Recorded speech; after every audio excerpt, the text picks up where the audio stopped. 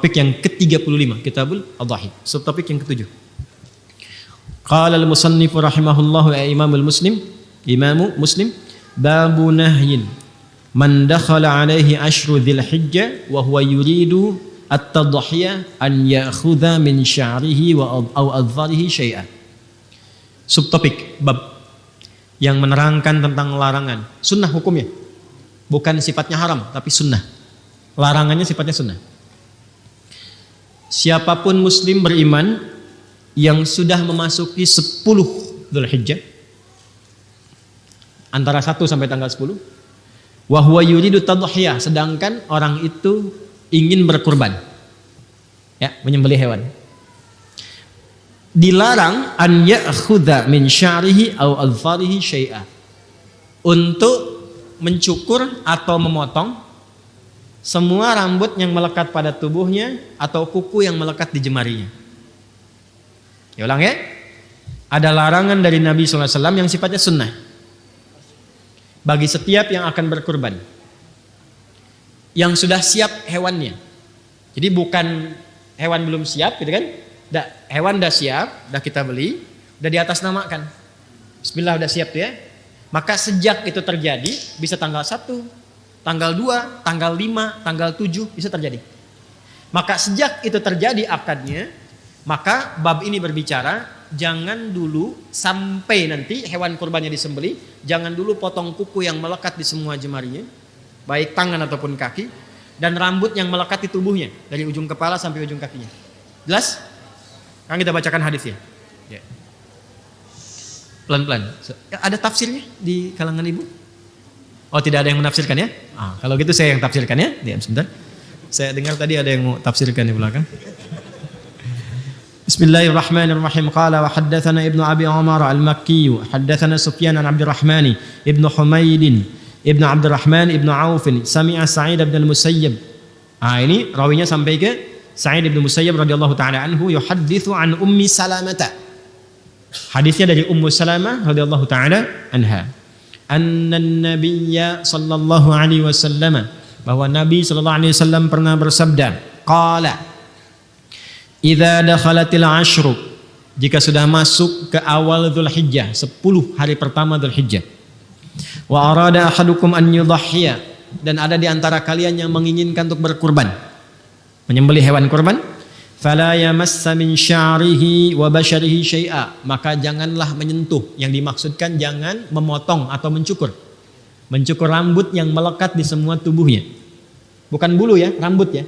Kalau bulu di hewan gitu ya, rambut ketiak bukan bulu ketiak gitu ya, karena yang melekat pada manusia itu rambut, jelas. Yang melekat pada hewan bulu, dan juga kuku yang melekat di jemarinya, atas dan bawah, sedikit pun kata Nabi jangan sentuh dulu. Qila li Sufyana, ya, disampaikan kepada Imam Sufyan Ats-Tsauri, fa inna ba'dahum la yarfa'uhu qala lakinni arfa'uhu. Baik, teruskan dulu. Ini yang dimaksudnya apakah hewannya atau orangnya? Kan ada yang menafsirkan hewannya karena diharapkan jadi tunggangan di akhirat yang enggak berkurang kuku dengan bulunya. Ada yang menafsirkan demikian. Kita hormati. Tapi kalau saya pribadi lebih cenderung kepada orangnya, bukan hewan kurbannya. Jelas ya? Alasannya ada 2, bahkan 3 dari sudut pandang bahasa. 1, dari asbabul wurud hadis ini. Jadi kalau ngaji Sahih Muslim itu begini, ada yang pokok, ada yang titik 2 nih di bawahnya. Kelihatan ya kalau dekat ya, titik 2 tuh di dalam kurung. Nah, yang titik 2 ini biasanya menunjukkan peristiwa yang terjadi terkait hadis itu. Ya, atau dikenal dengan sababul wurudnya, atau syarah dari hadis yang di atasnya. Kenapa Sa'id bin Musayyab radhiyallahu ta'ala anhu meriwayatkan ini dari Ummu Salamah? Karena ada kejadian. Apa kejadiannya? Kita baca di bawahnya. Ya. Perhatikan baik-baik. Titik 3 yang di bawah. Qala wa haddatsani Hasan bin Ali al-Hulwani, haddatsana Abu Usama, haddatsani Muhammad bin Amr, wa haddatsana Amr bin Muslim ibn Hasan al-Laitsi, qala kunna fil hammami qubail al-adha. Ini kisahnya. Jadi ada yang bernama Hasan al-Laitsi dengan teman-temannya itu sedang ada di kamar mandi umum bareng-bareng menjelang Idul Adha. Menjelang Idul Adha. Kalau kita yang mau masuk tanggal 10 lah, dekat-dekat ke Idul Adha ya, bisa 8 bisa 9 karena Qubail itu mendekati. Kemudian apa yang terjadi? Fattala fihi nasun faqala ba'dhum ahlul hammami inna Sa'id bin al-Musayyab yaqra'u hadza aw yanha anhu. Maka sebagian orang-orang pada masa itu yang sedang bersih-bersih itu di kamar mandi umum, itu ada yang mencukur sebagian dari rambutnya yang melekat di dirinya itu. Fattala itu bisa menghiasi, bisa merapikan, nyukur. Maka kelihatan sama yang lain. Begitu yang lain kelihatan, melihat dan ingat hadis ini dari Ibnu Musayyab, maka disampaikan. Apa disampaikannya? Fadzakartu dzalika lahu. Kemudian falaqitu Sa'id bin Musayyab fadzakartu dzalika lahu. Maka aku mengonfirmasi lagi ke Sa'id bin Musayyab, ini benar enggak yang dimaksud itu hewannya apa orangnya? Kenapa dia motong? Padahal dia mau nyembelih besoknya. Maka ketika dikonsultasikan pada Sa'id bin Musayyab, apa jawabannya? Kata beliau, "Ya ibna akhi, hadza haditsun qad nusiya wa turika." Kemudian haddatsatni Ummu Salamah zaujun Nabi sallallahu alaihi wasallam qalat qala Rasulullah sallallahu alaihi wasallam bima'na hadits Muadzin an Muhammad bin Amr. Maka setelah itu apa komen Sa'id bin Musayyab? Kata beliau, "Ya akhi, saudaraku, makna hadis ini sekarang banyak yang lupa sehingga meninggalkan tuntunannya." Jadi dikomentari oleh beliau itu dalam bahasa halusnya itu enggak tepat dipotong itu, jangan dulu dipotong. Ya, jangan dicukur dulu, kuku jangan dulu dipotong. Rambut jangan dicukur dulu. Kenapa? Karena ada hadis dari Ummu Salamah radhiyallahu taala anha, hadisnya begini. Maka disebutkan lagi hadis yang tadi. Jadi ini konfirmasi yang dimaksudkan jangan dulu potong kuku atau mencukur rambut yang melekat di tubuh pelaku kurbannya. Orangnya bukan hewannya. Jelas? Walaupun dalam konteks ini tetap menghormati yang memahami pada hewannya. Paham? Satu. Kedua, kalau kita baca syarah yang lain di kitab yang lain, maka apa hikmahnya nggak potong kuku dulu, nggak cukur rambut dulu, supaya yang berkurban itu sama-sama nilainya disamakan dengan orang yang sedang menggunakan pakaian ihram dalam wukuf hajinya di Arafah. Kalau sudah pakai pakaian ihram boleh gunting kuku nggak? Nggak. Cukur rambut boleh nggak? Nggak. Maka apa yang berlaku bagi yang haji di sana esensinya bisa didapatkan oleh orang yang ada di sini yang tidak berhaji. Salah satunya karena itu kenapa ibadahnya digunakan dengan menggunakan kata kurban. Kurban itu proses mendekat kepada Allah. Jadi disamakan yang di sana mendekat kepada Allah, yang di sini mendekat kepada Allah. Nabi itu tahu nggak semua umatnya bisa berangkat haji.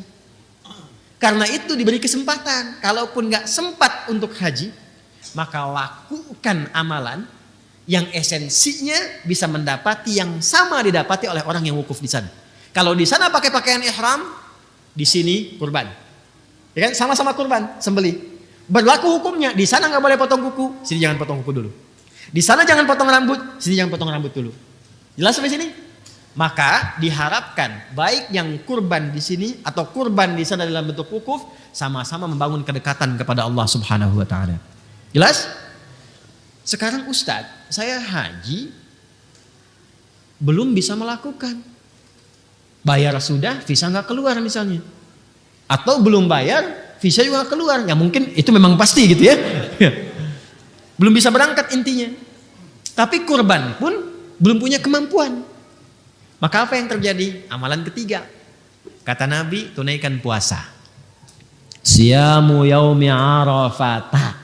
Yaumnya menunjuk kepada waktu, arafahnya menunjuk kepada momentum yang dikerjakan di Arafah oleh orang-orang yang haji. Kalau yaumnya berarti menunjuk kepada waktu, tanggal 9. Jelas ya? Dikerjakannya tanggal 9. Tapi saat menunaikan di tanggal 9 itu jangan cuman menahan lapar dan haus. Kalau seperti itu cuman puasa biasa, tahan lapar, tahan haus, tahan seksual. Itu biasa. Kerjakan puasanya seperti orang wukuf di Arafah. Apa yang dikerjakan orang wukuf itu? Dia banyak bermuhasabah. Dia banyak mengoreksi diri. Dia banyak mengenal kekurangan dirinya, makanya disebut wukuf Arafah. Dia kenali kekurangan dirinya. Dia kenali Allah yang selama ini belum dekat dengan Allah. Jadi puasa yang dikerjakan itu sambil koreksi diri. Dosa apa yang selama ini dilakukan. Karena itu bersamaan dengan itu yang kurban lewat hewan. Bisa juga sambil puasa. Yang tidak kurban bisa puasa. Yang haji lewat wukuf. Maka puncaknya ketika selesai wukuf itu. Kan ke Muzdalifah kan yang haji. Dia membawa kemudian kerikil 7 buah untuk dilontar dalam jumrah ke Aqabah. Begitu dia melontar, yang dilontar itu kan hasil renungannya tanggal 9. Saya ini sifat buruknya begini, kurang baiknya begini, kurang dekat dengan Allahnya seperti ini. Dia berharap semua sifat itu dilontar sehingga ketika dilontar hilang itu dalam dirinya. Dan pulang menjadi lebih baik. Maka dia katakan Bismillahi Allahu Akbar, lontar. Bismillahi Allahu Akbar, lontar. Setelah selesai dia wukuf di Arafah, dia pindah ke Muzdalifah, dia berzikir. Saat kita selesai dengan Arafah itu, kita puasa tanggal 9, bukankah sama-sama kita zikir? Ya kan?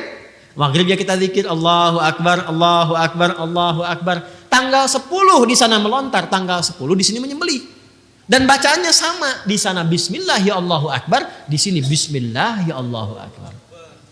Di sana menghilangkan sifat-sifat buruk. Sifat buruk itu dalam bahasa Quran munculnya dari sifat fujur. Fujur itu nama lain dari nafsu. Nafsu itu sifat hewani. Lawannya takwa. Takwa sifat malaikat. Jadi kita itu ada sifat hewani, ada sifat malaikat. Maka kita harus mengekang, mengendalikan sifat hewani supaya sifat takwanya muncul. Maka yang di sana dilakukan lewat wukuf, yang di sini digambarkan lewat menyembelih hewan. Maka dengan harapan ketika disembelih itu bukan cuma disembelih. Bismillahirrahmanirrahim, puncit, bukan begitu. Bukan. Bismillahirrahmanirrahim, rasakan dengan mengalirnya darah itu, maka mengalir pula sifat-sifat hewani kita yang cenderung mengajak kepada perilaku yang buruk. Turunlah kemudian ayat itu yang sangat viral, la yanalallaha luhumuha wala dima'uha walakin lanaluhut taqwa minkum. Perhatikan kalimat akhirnya. Walakin yanaluhut taqwa minkum. Yang sampai kepada Allah itu bukan dagingnya, bukan darahnya, tapi yang diterima oleh Allah ketakwaannya. Maksudnya apa? Ketika dialirkan darah itu, makanya disebut mina tempatnya, mengalir darah. Ketika dialirkan itu sifat jeleknya hilang, hewaninya hilang, maka muncullah takwanya. Maka yang di sana mendapatkan sifat baik, yang di sini mendapatkan sifat baik. Sama-samalah kemudian bertakbir semuanya. Setelah di sana lontar menghadap ke kiblat, setelah menyembelih menghadap ke kiblat. Apa doanya? Doanya sama. Inni wajjahtu wajhiya lilladzi fataras samawati wal arda hanifan musliman wa ma ana minal musyrikin. Inna salati wa nusuki wa mahyaya wa mamati lillahi rabbil la syarika lahu wa bidzalika umirtu wa ana minal, bisa wa ana awwalul muslimin, bisa wa ana minal muslimin. Jadi kalau kita berpuasa benar Arafahnya dengan mengoreksi diri, menyesali dan bertobat, maka Allah berkenan menggugurkan dosa-dosa itu sehingga bahasa hadisnya diampuni dosa setahun yang kebelakang itu. Karena sudah hilang sifat jeleknya, maka terjaga dalam kebaikan. Maka tanda orang itu diampuni, dijaga oleh Allah untuk tidak berbuat dosa setahun berikutnya. Itu yang dimaksudkan puasa Arafah, menggugurkan dosa setahun dan menjaga setahun berikutnya. Cara menerjemahkannya lihat. Ya, cara menerjemahkannya perhatikan, awas jangan salah. Siyamu yaumi Arafata, puasa yang ditunaikan di hari ke-9 itu bersamaan dengan momentum Arafah.